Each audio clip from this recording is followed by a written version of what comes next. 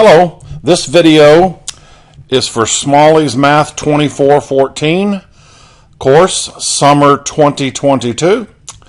And the purpose of this video is to guide your way through all the content in D2L and to show you how to proceed through the course, because it can be challenging if you just go to an online course and just start looking around, not knowing where to go and that sort of thing. So we're going to go through that right now, and hopefully that will make your beginning and all successful and all the way through the course. Save you a lot of time trying to figure things out. Now, with that being said, I want to show you real quick. There's a couple different ways you can get into the course. You can get into through the My Lone Star login, and there'll be a button that'll be for to select your online courses. Or you can use this d2llonestar.edu, and that one, and if you choose this bottom one down here, that bypasses My Lone Star. I believe if you click the yellow one, it's probably the same thing as just doing My Lone Star.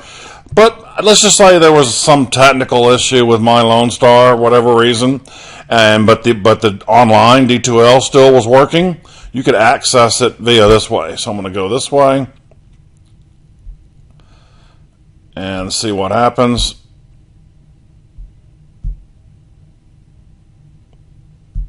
All right.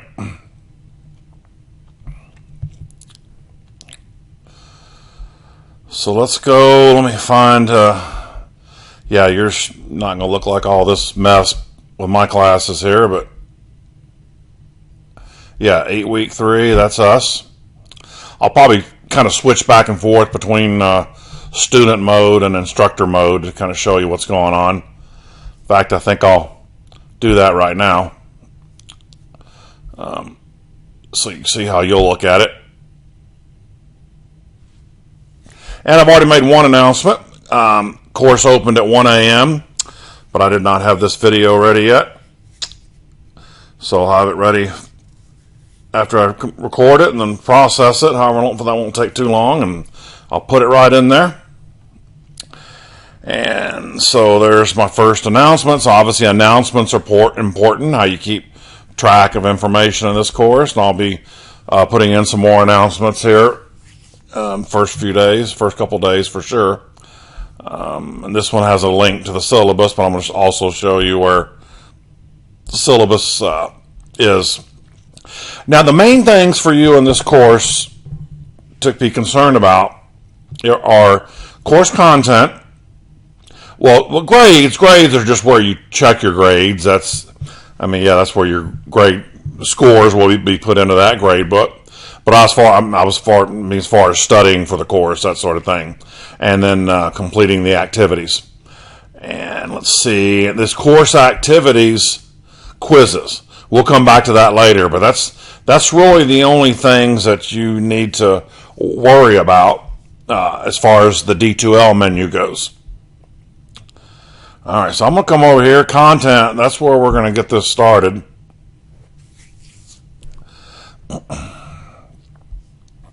And I have a folder it has the syllabus and just kind of other stuff in it too.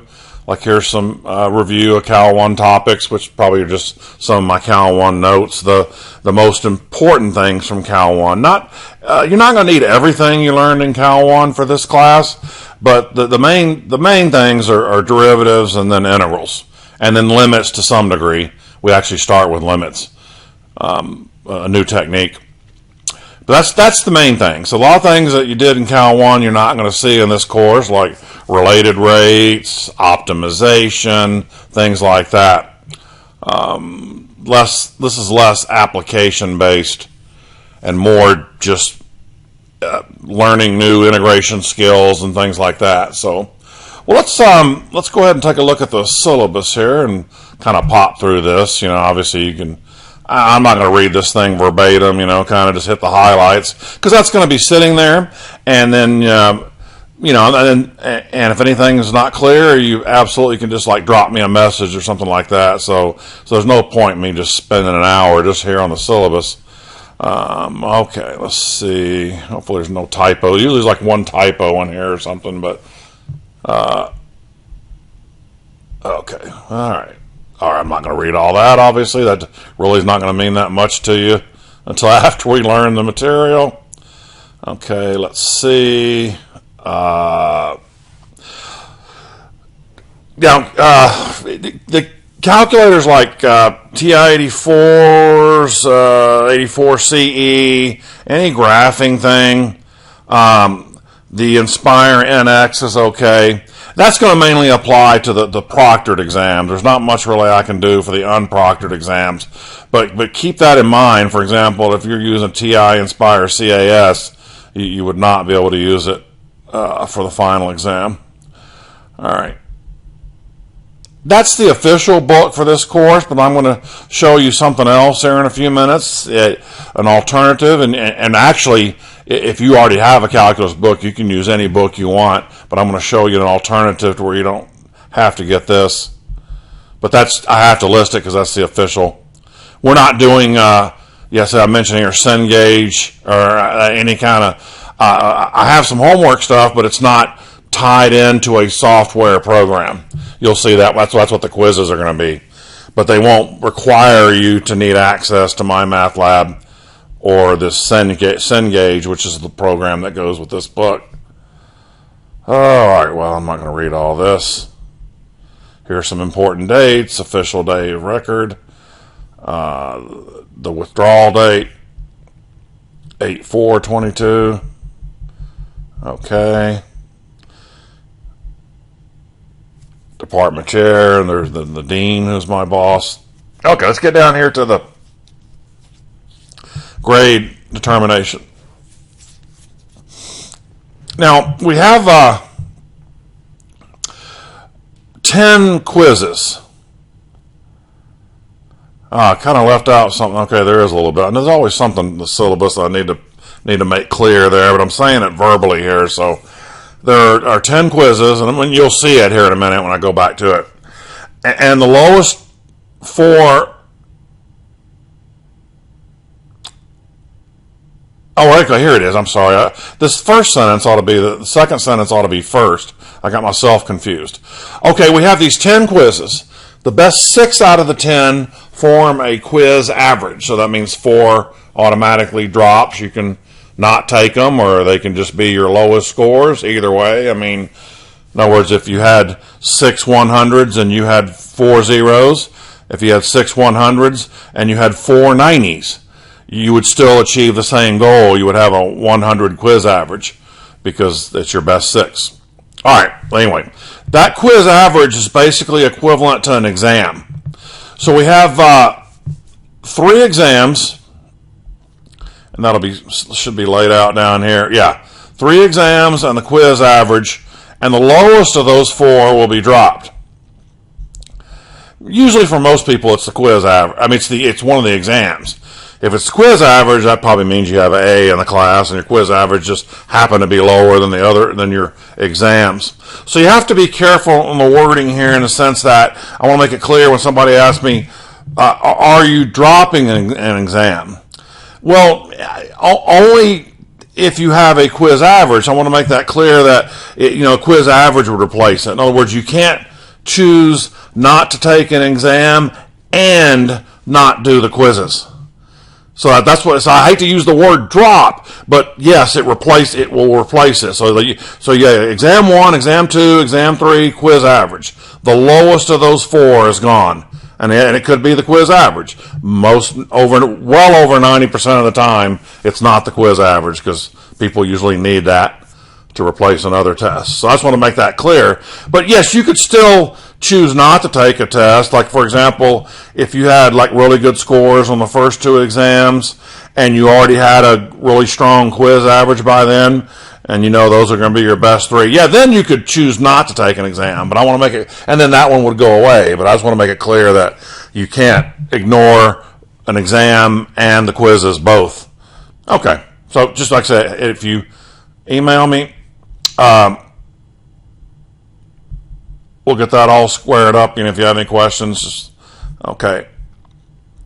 All I got this blurb here about proctored exams. I'm not going to read everything verbatim there, but as we're getting out of COVID, we're trying to get back to the way we usually conduct our calculus classes, is with proctored exams. Now, that's been difficult with testing centers closing and things like that. I haven't really been using lockdown browser unless I can find another way, because really, frankly, lockdown browser doesn't accomplish much if nobody's watching, because somebody could sit there on a second computer right next to them, so I don't really know what that's supposed to accomplish. But anyway, we are working our way back into proctoring for exams. Now, this course, I can technically do 2 of them in the summer term at a testing center, but I'm just going to do one, just the final. The other ones, you'll just take the exams at home by no later than the deadlines. Now, I'll give you the information. They're automatically going to be sent to LSC testing centers, but if you're out of town, out of state, and I've had students do this before plenty of times with proctored exams, they use that Proctor Use service, which does require a fee, but that's one where you can take the exam with someone looking at you through a webcam. But I'll provide more information about that. So you need to make sure that that's not going to be an issue, from the beginning of this course. I think for those of you if you've come and followed me from Cal 1 a few weeks ago, even though, we didn't proctor the final, that's because I couldn't get the Proctor Use set up, but in time, but you probably realize, that was going to happen. But anyway, yes, I want to make that quick announcement right off the bat, like I said, make sure. And then a couple of other options we'll look at, but it needs someone with some eyes on you there, while you're taking the exam. Okay. So like I said, we're trying to work back the way we did it before. Like I said, as I mentioned in that blurb about, maintaining the integrity of our courses as we transfer them to universities. Okay, so there we talked about that. So everything's weighted the same. Finals 25%. So the final weight-wise is the same as one of the exams. So, all right, standard letter grade. Okay, I'm not going to read all that because I'm hoping this. Yeah, I mean you should though, but and may hope there's not any mistakes in there. Whatever if there is, let me know. Or if you, once again, I always love to have hear from you if you have questions or something. And okay, the rest of this is probably. Oh, this is they like for us to put, and I don't have a problem with doing this. This official sort of calendar, call it course outline, whatever you want to call it. Maybe I should change the name of it in the future to more of a course outline, because calendar, because I'll show you where due dates are here in a minute. There's no due dates on here. It's just I laid this out as a possible way to sort of pace your way through the course. Of course, the beginning of I need to fix that calendar. That's okay. This calendar needs to be fixed. It's not correct. The first week, I can already see there's a problem. That's an older one. All right. Anyway, but the idea is that to kind of sort of pace your way through the course. But you pace. Obviously, if you can pace yourself quicker, that certainly doesn't hurt. You can work ahead if you can. Obviously, you can. The important thing is you just need to meet the deadlines. All right, so I got to fix that. I told you I always find something wrong with this thing, even when I look at it. All right, so that's all that is, just sort of a general course outline. Okay, this is all just a bunch of stuff here. I mean, none of this affects. This is just general Lone Star College stuff that doesn't really affect our course directly. So, all right, but you might want to read through it one time and never have to worry about it again. All right, so that essentially takes care of the syllabus. Well, then I'll be placing a new one in there. So, okay.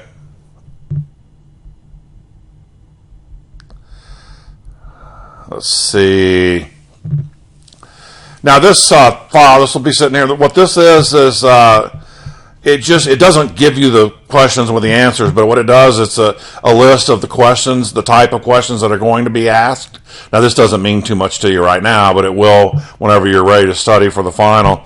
So you got to click on that, and you'll see it's just a list of, it's telling you the sections and, the question and where it's coming from in a book that I'm about to show you.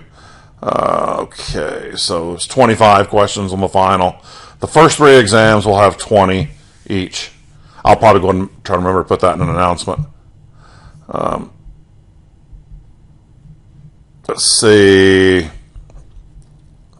Let me come. Okay, well, I said Cal formula is not provided with exams, but what I'm going to do, and obviously you can use them, but the final will be different. I'll probably do something where I allow you a blank sheet of notes front and back. That'll be part of the instructions I'll give to whatever proctoring it is, and then you'll be able to put anything you want on there on that space. But this is more, I don't know why I said not provide. That's because when I started using the note sheets, I used to not allow the note sheets. I did this because I was having everybody, they could put whatever they want on the sheet anyway. So, but yeah, obviously you can use these as much as you want on the first 3 exams for sure, and then take whatever off of it, what you need from the final.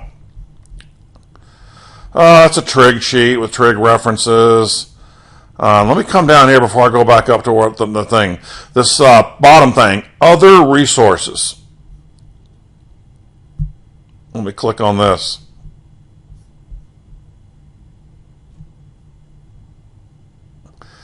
What this is an old textbook. Now, like I said, you can use any book you want, it's fine, but you can use this.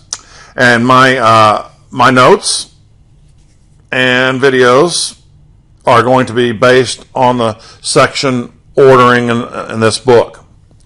Now, obviously, you can use section titles probably and translate them over to another book. That's fine, obviously.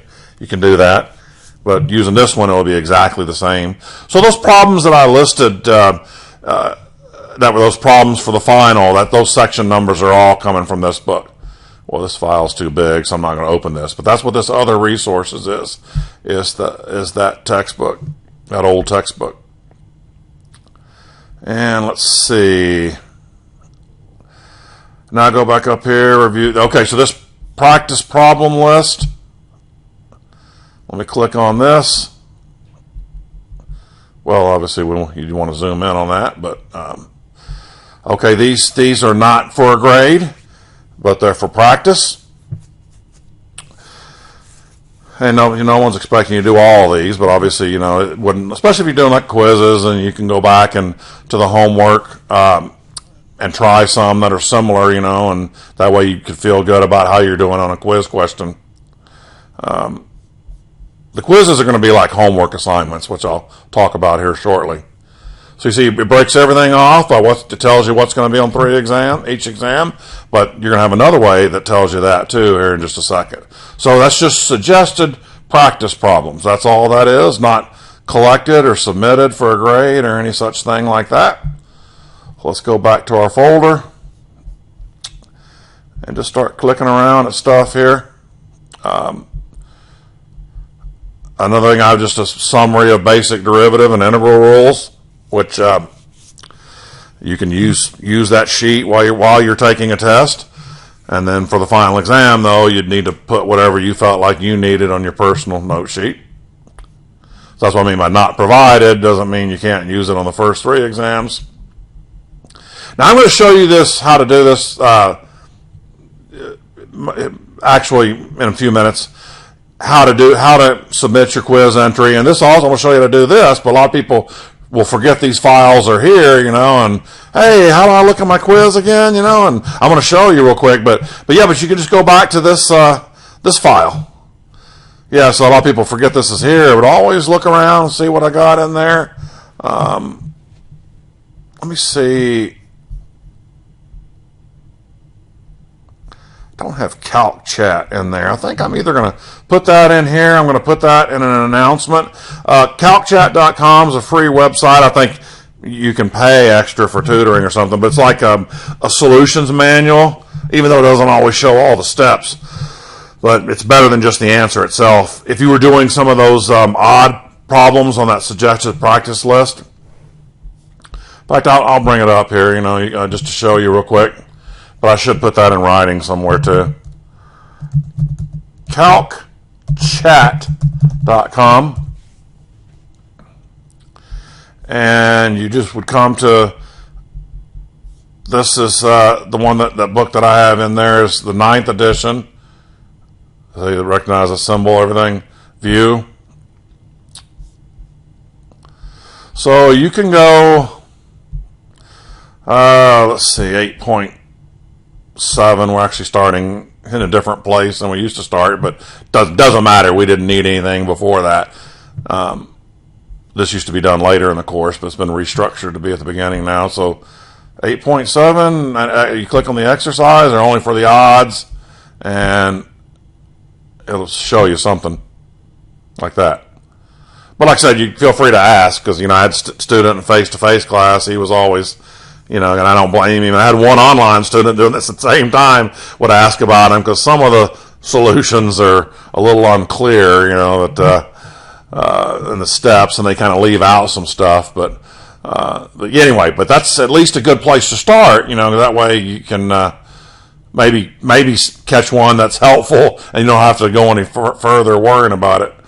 But yeah, you can always check with me.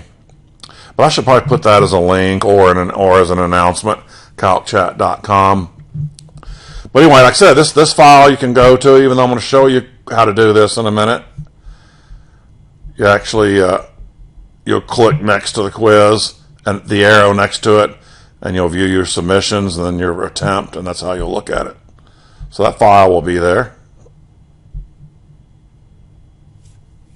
Yeah, that happens a lot. A lot of times people just they forget after this video that, oh yeah, there's kind of some other stuff there, so, because you're going to be more focused on the other next stuff I'm about to show you. Because it's easy to forget about this. And it tells you how to enter the quizzes, which I'm going to do that too.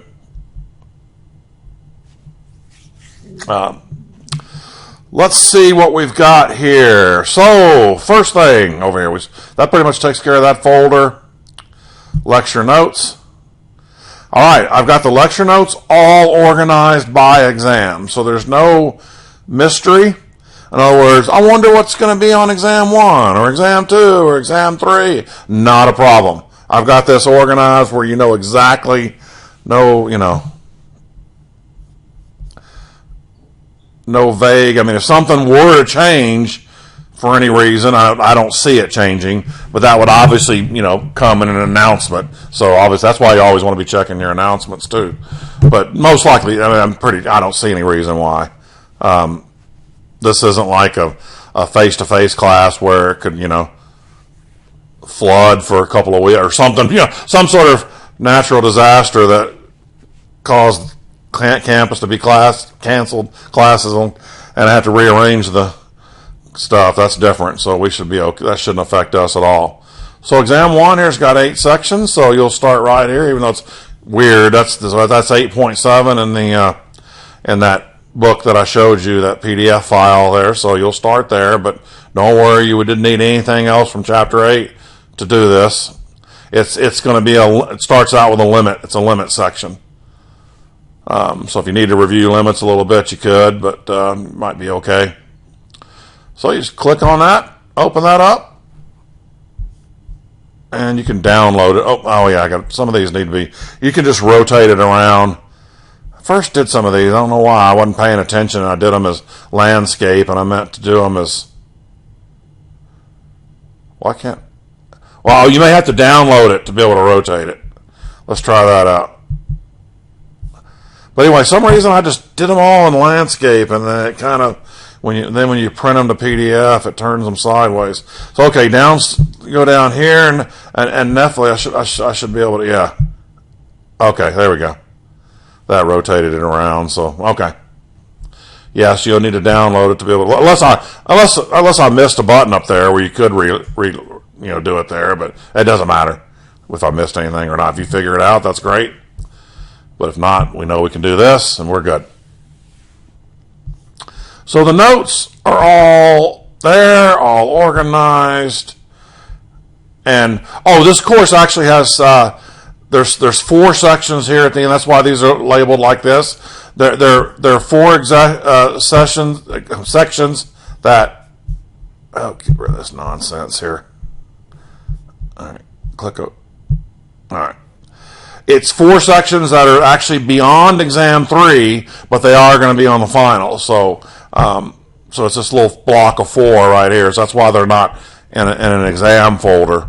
They fit under the final exam, but they don't fit on the 3rd exam. Important notes from Cal 1. That's pretty much, like I said, that's limits, derivatives, antiderivatives, because especially, integration. Derivatives you can usually pick back up again on the rules, but especially integration by substitution. You want to make sure you're up to speed on that fairly quickly, because if you don't have that down, it makes the subsequent techniques harder to learn if you don't have that down. So it's kind of like it's building off of that. So it depends on when you've had Cal 1 or something like that. But I don't know if I have videos for Cal 1 posted on here, but my website, not my website, I'm sorry, my YouTube page, which is the link to where these videos will go that I'm about to show you. Maybe I have the videos in here. Oh, it says videos Cal 1. Okay. So you can watch the lectures for those if you want to, if you need to review some things. Just browse through the topic, and you just have to choose, for yourself. I'm not saying you have to go through every one of them, or it's whatever you feel like. So each of those lecture notes has a video of me explaining those notes. I'm not actually writing out all that much. It's more like follow the bouncing ball kind of thing there, but you watch me speak at each step, point at what I'm doing, and so you can watch videos. I'd certainly recommend doing that. You can choose to look at the notes first. It's just people probably do it differently. I don't know. I'd probably watch the video if I was a student first before, but you could always take the notes, and if you can figure it out from that, that's great. So you're free to do whatever best works for you in learning. But I guess most people probably just will watch the video first and then go from there. So here's all the videos organized by exams. That's terrific. And let's see what else we have here. We have exam reviews. Now, the final, I have a review for the final. There's way more problems on the reviews. That's true for all these tests. Like I said, what I say earlier, 20 for each of the first 3 exams and 25.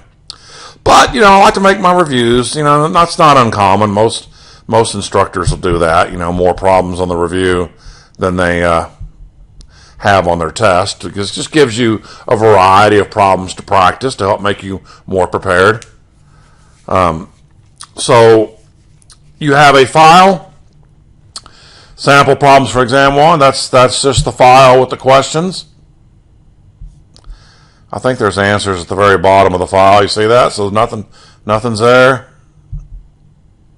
The exams are going to be multiple choice, by the way. These aren't, but the exams will be. Okay. What do we got? Let's see how many of these we have. Well, okay, there's some of the answers. Doesn't matter. I went too far, didn't I? Let's see. 56. Okay.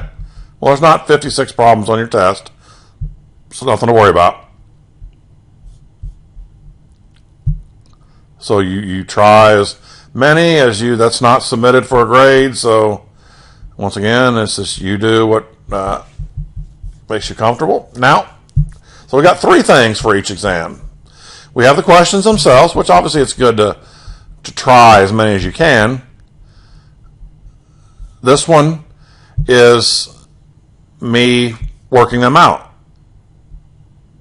Right? Yeah, so you'll see, if you try one, you get stuck, you can go to this. And if you need a further help, certainly can do. Now, these are grouped by blocks of problems, so you just can go to whichever one. These are videos of me explaining what I just did on that page that showed you. So you looked at it and you saw me write it out, and you go, I'm not quite sure what happened there. You can just go straight to, obviously you can just, obviously get to the YouTube video and just move your cursor over and just watch. You don't have to watch the whole thing, in other words. You can obviously be problem specific. Then you can go to that problem specifically, and then you might hear me say something that trick, clears it up for you. It might be something I say in the verbiage. So you have that option for every exam here. Got all those reviews. All right. All right, getting close to being done here. Got to show you the quizzes. And then I'm going to show you the D2L calendar.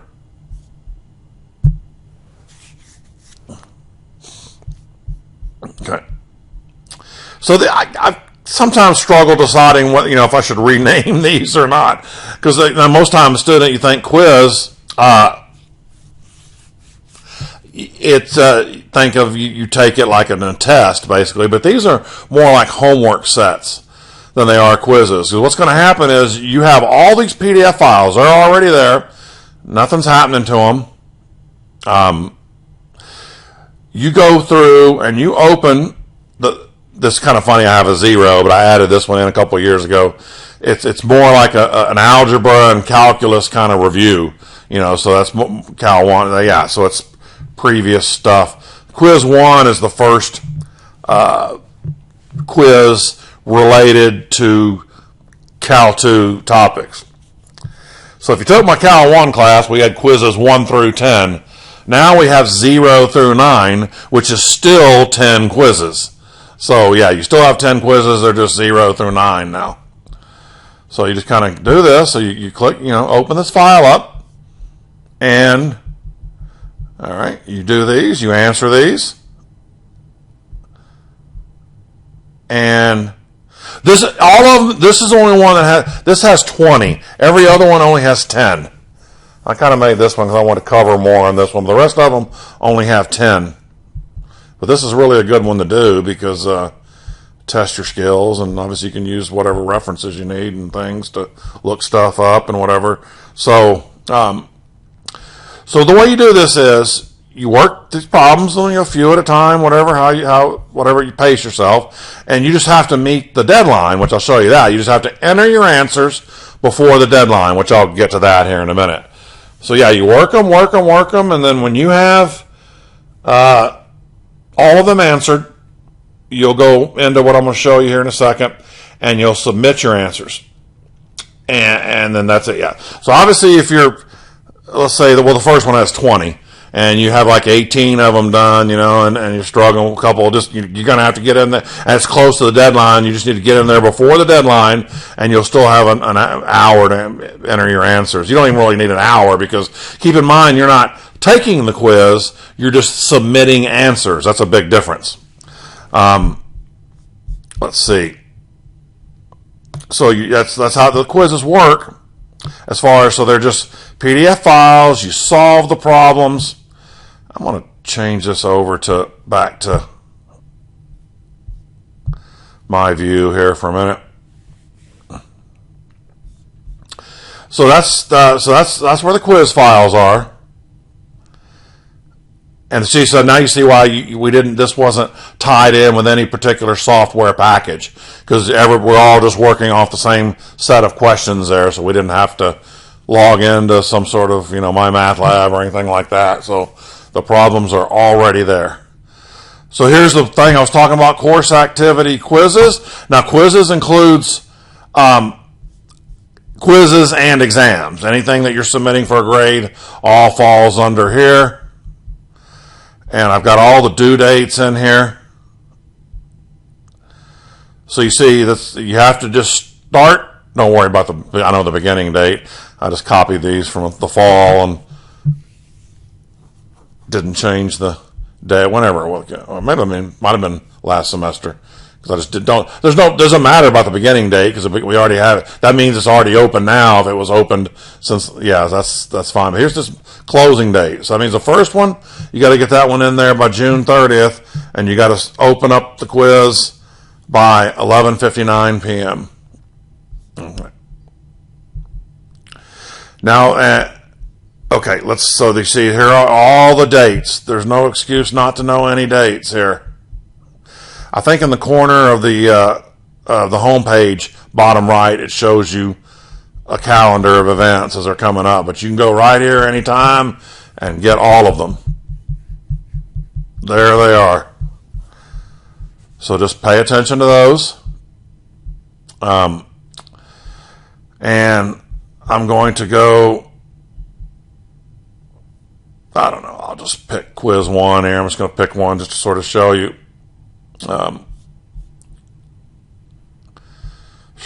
Let's see. I might go back into, well, let's see if I should. I'm not sure if I do it. Might be a little bit different doing instructor mode than student mode. But anyway. Oh, well, no, never mind. That was not good. That's just showing. Let me go back. And edit. I could preview. Well, I think I should go back to student mode. Excellent. So let's click on, I think quiz 1's fine.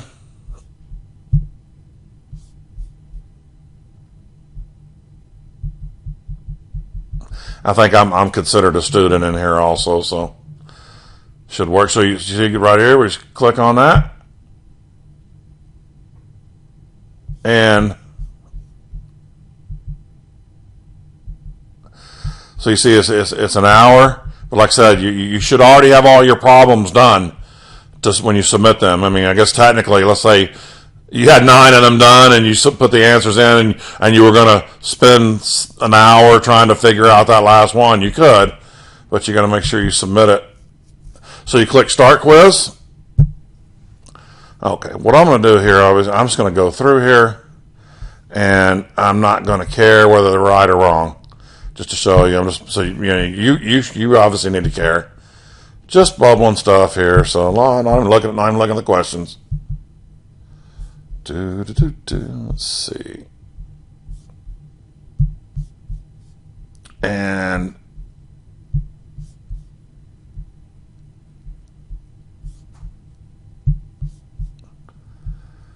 okay.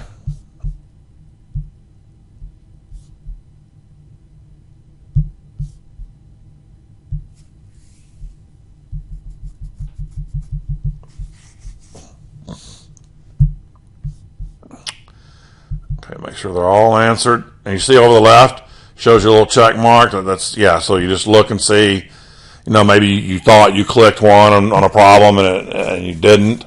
So it would show you that it wasn't checked, that an answer wasn't there. So you could easily scroll back up and fix that. So I see 10 check marks, and it certainly wouldn't hurt to scroll back to the top again because you'll have plenty of time. See, look, I got 58 minutes here. So I could easily go back up there and look, double check before I hit submit. Oh, one thing I want to mention is because what can happen here, and I don't do this on purpose, that's why you really need to check, because sometimes it rearranges the answer. So that's why you really have to be careful. I don't know what causes that. So it won't change the numbers, but it's going to be the exact same answers on the PDF file, but they might be in a different order. So look very, very carefully when you mark your answers. Because some of them will change orders. But obviously, if the answer was supposed to be 10, and it was A in your PDF file, and it was D here, and the answer's 10, you would pick D, wherever the 10 was. Okay, I'm going to submit this, and I should probably fail this miserably. Okay, just letting you know, we get back to submit. And 1 out of 10. I made a 10% on that quiz. All right. Now, well, okay, I guess because I'm the instructor, it shows this here. You probably won't see this because what I have it set for is to view it. It's 1 hour after that deadline, so it'll open up and it'll just stay open. For after that. So if you submit a quiz just before midnight, you can see it at the answers at 1 a.m. But I just want to point out something, even though that attempt's sitting right there. Let me go back to the quizzes. And what's going to happen, actually, it may, yeah, it's showing my attempt here, but I don't think it's going to, unless I set the date wrong. I'm going to check the date here in a minute. But anyway, yeah, if you go back before that 1 hour after the deadline, it doesn't mean when you submit it. I mean, yeah, if you submit it a couple days early, you'll have to just wait until 1 hour after the deadline. But if you go back and click on the quiz itself, because that looks like the natural thing to do, no, it won't do anything. You have to, that's what that file I showed you in the folder with the syllabus, that said, oh yeah, that's there in case you need it. When you come back, but once again, 1 hour after the deadline, because people, I know they've done it, and I clicked on it and I couldn't see my quiz, it's because they were doing it too early. You click on the drop down arrow and you're going to click on submissions, and then you'll click on attempt. And then you'll click on, I'm not going to bring this up. Then you click on that. Then you can view every answer to your quiz right there. Okay. So that's a little confusing for people at first, too. Hopefully that won't cause you any problem. Obviously, if you took my last class, it won't cause you any problem. And let's see. Let me go back to, I was going to see. I'll go back to the home page for a sec here. I was mentioning, oh yeah, okay, here's, shows you sort of a calendar of, things that are due. Let's see, what else does it have down here? Yeah, here we go. But obviously you can go into the quizzes there and you can see the due dates and everything. So I'm going to take one more look at the content page and just see if I didn't miss anything in my mind here. I don't think I covered everything.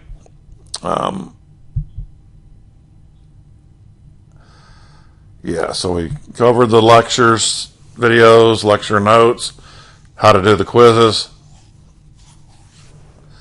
and yeah, I think that's it, and how to view the quizzes. All right, well, I believe we can go and conclude this video, and I hope this helps you. It usually helps most people, so. Because it's funny, sometimes I'll get questions the first day or so, and I can almost guarantee that the person did not watch the video based on the question that they asked me or whatever, because it was just maybe something I just said directly in this video. But that's all right. But it'll just, yeah, but obviously you certainly can have a million other questions that I didn't address here. But so I'll conclude this video, and I think we're going to have a wonderful summer course here. I'm looking forward to it.